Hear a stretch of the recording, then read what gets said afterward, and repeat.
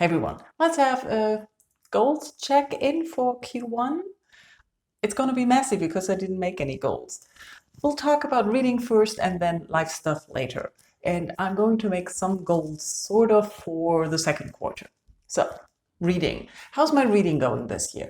It's going okay. So far, I read 23 books. I'm quite happy with the amount of books I read. Of those, there were 9 audiobooks, 10 ebooks, and 4 physical books. That's also pretty normal.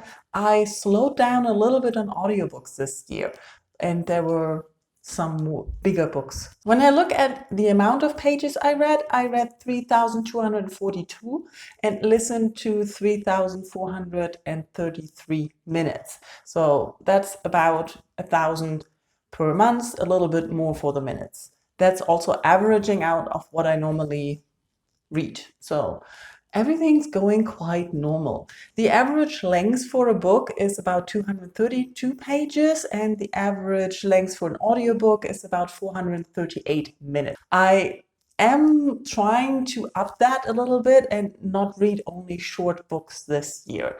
Not sure how much that is showing, but we'll see how this average length for books will turn out over the year. Maybe it'll change, go up, go down, we'll see. When it comes to what kind of books I wanted to read or I'm reading this year, I am all over the place. I didn't set myself any particular goals like last year. So I'm reading what comes into my hands and what I feel like, and mostly I don't feel like anything these days, so it's kind of weird. So I've read 0 books by German authors, but I read 7 nonfiction books already this year. I read 4 classics and 6 translations or 6 books in translation. And I already reread 2 books. We're talking only Q1, so January, February, March. My April reading is not in all of that. So I'm quite happy with that. I'm not really tracking authors. I'm trying to look at reading from more countries or from different countries, but so far, most of the books I read were from the UK or the US. So maybe you should look into that more, but I'm also not that into researching books these days. So I don't really know what to think of my reading. I don't really want to make any particular reading goals or look at any of the reading challenges to up my reading there. But also I don't know what I want to do with my reading or what I want to read. I don't really have a to read list right now where it's books I really want to read in the next quarter. So I don't really know what I'm going to read. I also have still a lot of brain fog and focusing issues, which is why I'm not listening to that many audiobooks these days. So yeah, overall, my reading is doing rather well. I'm quite happy with what I've read and have no idea of what I'm going to read in the next quarter. Let me know how your reading is doing before we move on to the life goals, which I also didn't make. Going into 2022, I didn't really set myself life goals because there are a lot of things that are out of my control that I felt would resolve in the first quarter or had to be dealt with before I could make proper goals. Unfortunately, none of that really happened. Q1 is always hard for me because it's winter and I'm not a winter person. I'm definitely a summer person. I need sun and warmth to thrive, and winter just makes me suffer and not want to do anything. And that really happened. I feel like I went into hibernation this first quarter. I also need surgery. It's nothing major, it's a minor surgery, but it has been postponed first because of the pandemic and then because I got COVID. So I'm hoping for Q2 that I can finally get the surgery to see if that will have an effect on a few things that are bugging me health-wise. So it's having an effect on my well-being, although it shouldn't have a big effect on my well-being. So I don't know how much of that is just mental.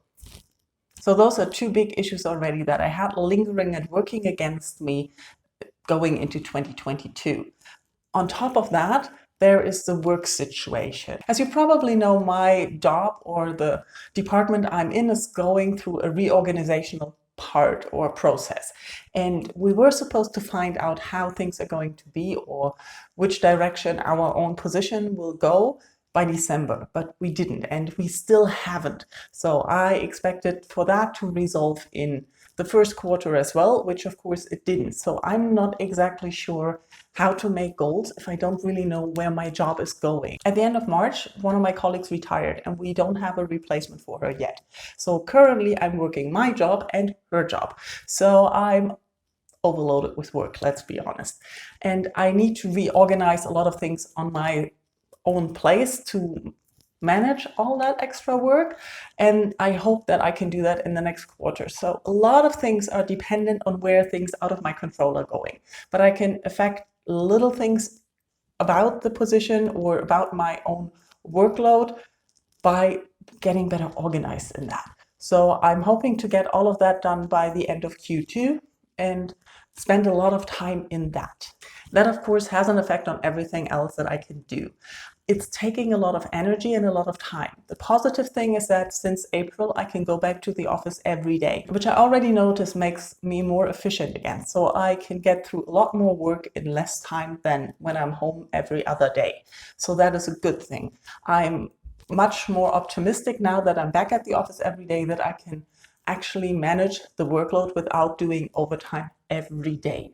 So hopefully that works out like I think it will. When it comes to the side of well-being and health, I didn't really set myself goals for Q1 because I didn't really know where things were going with the surgery and the extreme amount of exhaustion I was already in, and it just kept going. On top of that, winter doesn't make me feel better, but worse usually when it comes to physical well-being or mental well-being, overall well-being. So when I tested positive for COVID at the end of March, I basically was done.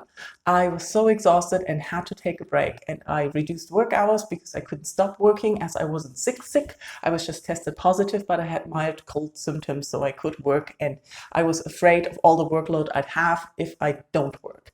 Let's be honest, I worked because I would have to work much more after that, and I didn't want to do that.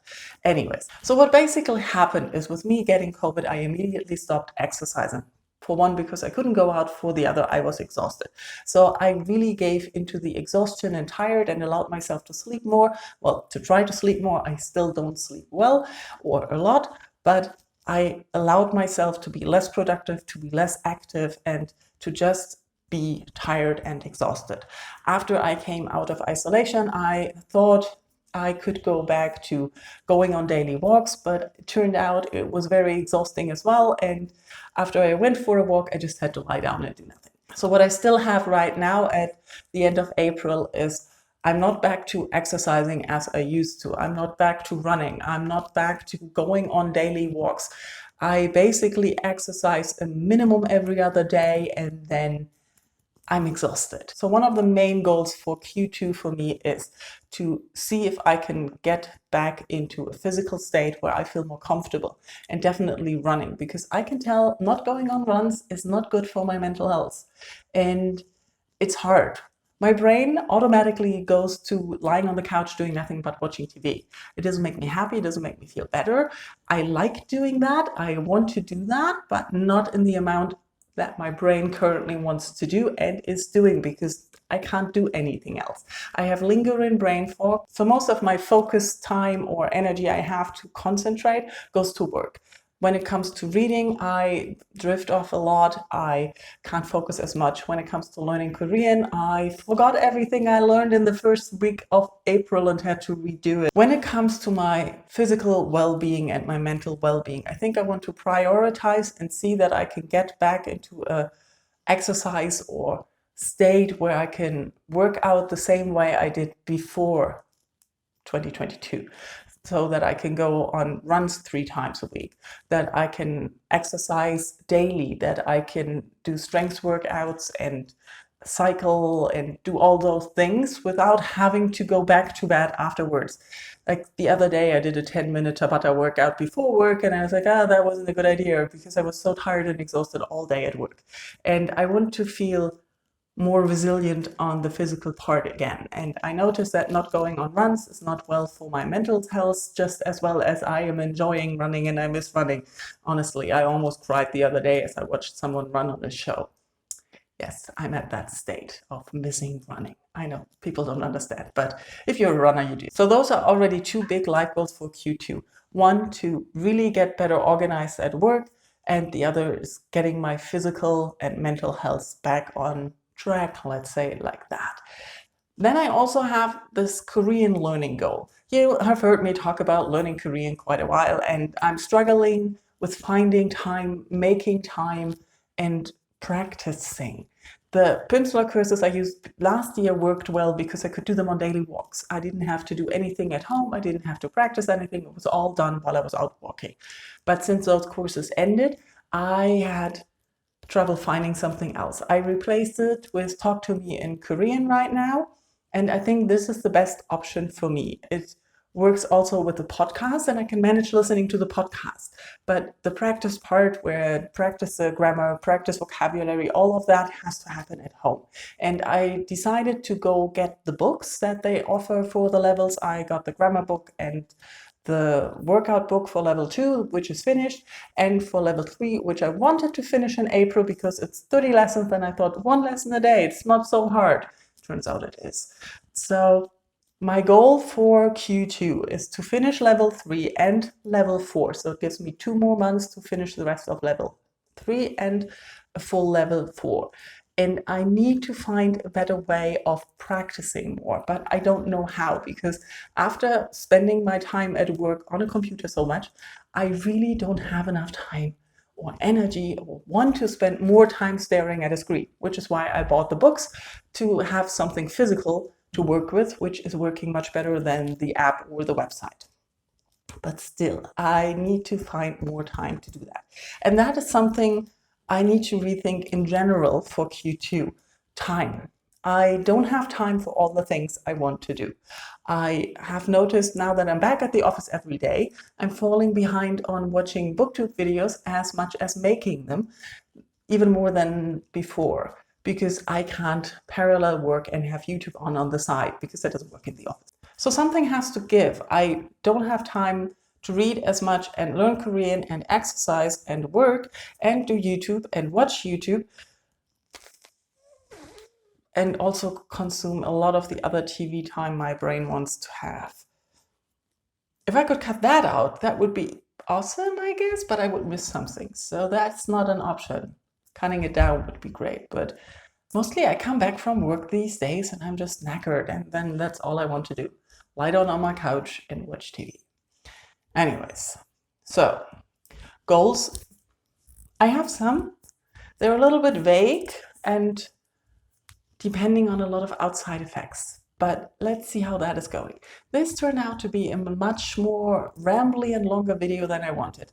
But thank you all for watching till the end and listening to me ramble. Let me know how your Q1 was. How was your reading? How were your life goals? How are things going for you? Did you have a tough winter as I did, and looking forward to spring?